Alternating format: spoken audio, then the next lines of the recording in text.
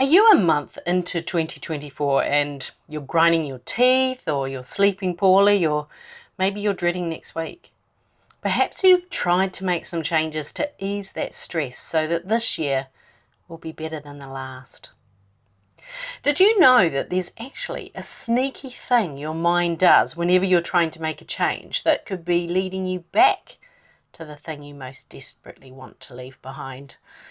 Today we're talking about the 3 aspects that must be in place for you to reduce your stress. I'll show you how to beat your mind so that you can move from being in overwhelm and overextended to feeling ease on a regular basis. Let's get started, shall we? Well, hello, beautiful people, and welcome to the Project Joyful podcast. I'm your host, Tracy Tutty, your medical herbalist and high performance coach. So, hey, Project Joyful isn't just about being happy. It's about consciously creating a life you love. It's about remembering how to reconnect with your soul-centered joy. You know, that joy that comes from doing what you love, from living on purpose, and from being in a life that allows you to experience deep joy moment by moment. So hey, let's get started, shall we? What's the opposite of being busy? Well, I Googled it, and guess what Google came back with?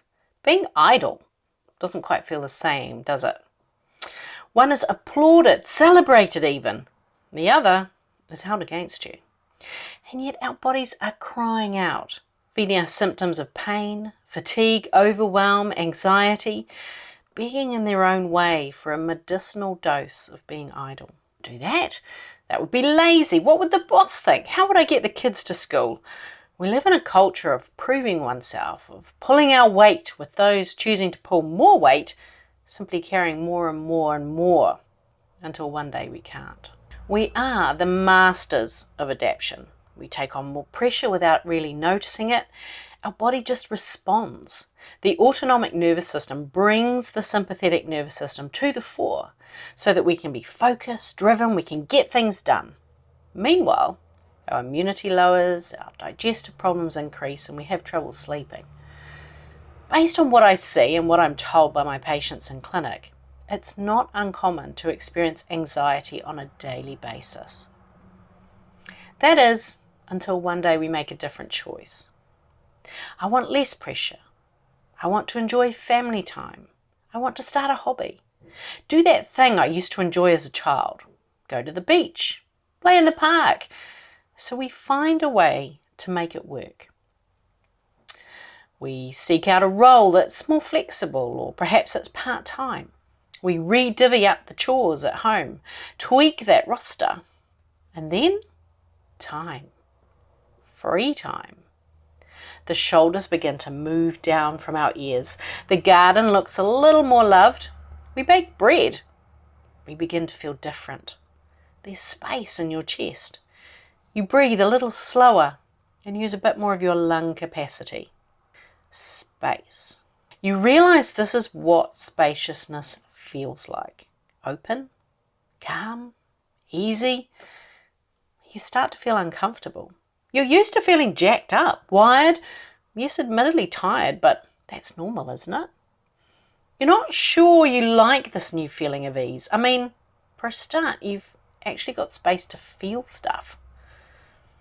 So you start volunteering for things. Before you know it, you're on the PTA, you're organising fundraisers, you're doing things. That's more like it, says your mind. I feel pressure, I feel stress. I know what these states are. They're familiar. I like familiar. When it's familiar, I can predict the outcome, and predictability is safe. When I've got predictability, I know how things are going to turn out. Or do you? What happened? We got so used to feeling stressed, to living with constant pressure, that we mistook that for normal. Now, there's a time for your sympathetic nervous system response. It's just not all the time. You see, our bodies are designed to ebb and to flow. It's a dance between focused and alert, the domain of the sympathetic nervous system, and rest and digest, the domain of the parasympathetic nervous system. Now, the challenge is that, just like your car, You aren't meant to drive around in the same gear. I mean, you can, but eventually something will give. So what's the solution? Well, it's all about zinging and zagging. Sometimes we're focused, we're vigilant, we're fighting or fleeing, and sometimes we're at rest, we're relaxing, we're feeling ease in our body. Because we live in a culture of hustle and grind, as a general rule of thumb, choose to favour relaxation and rest over the hustle. And do it until it feels uncomfortable. And then do it a little bit more. So what does this antidote look like? Well, for example, it starts with clearly communicated boundaries. Begin with your terms of engagement, such as, well, there's going to be no work emails after 5 o'clock or 6 o'clock at night. And if you're a manager, lead by example and set this rule with your team. But more importantly, enforce it. Now that your evenings aren't filled with emails and quasi-work, what will you do with it? Now this is where the sneaky desire to fill that space with more stuff shows up. So be vigilant. What relaxing, fun things can you do with this time? Maybe read a book, play a game with the kids, go for a walk, kick a ball outside. De-stressing requires you to remove yourself physically, emotionally and mentally from the stressor. So if you've got stress at work, the phone and the laptop stays in your work bag when you get home. Stress leaves clues. If you notice an unhelpful emotion, feel it. Don't pretend it's not there. And then trace it back to its triggering thought. And if you need to, write that thought down and put it in your work bag to be dealt with tomorrow. Create a feeling of safety in your body with some deep breathing. As you're breathing in, notice your belly expanding to receive your breath. How often do we thank our belly for expanding? I mean, never. So let's do that now. Thank you, belly, for receiving my breath. Thank you for expanding to accommodate me. Now on that in-breath, just hold it for a moment and then slowly breathe out. And let your out-breath be longer than your in-breath so that you bring more relaxation into your body.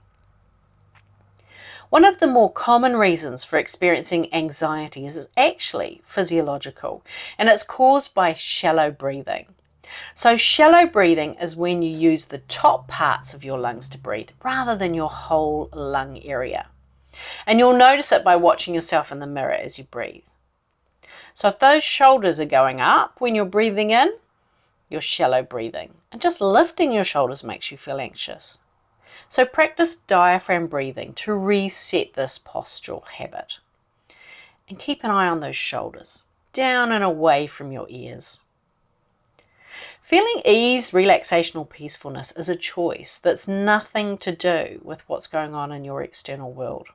For example, if you're running late for work, well, you can choose to respond to this event through the full body experience of agitation and frustration with a big dose of should'ves, could'ves, have-tos. Or you can take a few deep breaths and do what needs to be done with ease and grace. You'll arrive at work at the same time, but one response will set you up for a day which starts with an elevated heart rate and the beginning of a tension headache, where everything seems to go wrong that day. The other response gets you to work with the creative juices flowing and a plan within you on how you'll get that day back on track. The choice, my friends, is entirely yours. Sending you lots of love. Bye for now. Hey, thanks for listening to today's podcast. Can I ask you a favour? If our conversation spoke to you today, could you please take a moment to leave a 5-star review? Your review will help people discover this podcast, and together we can create a world where there's even more love and more laughter. And if you want to hear more from the Project Joyful podcast, just click the subscribe button. Bye for now.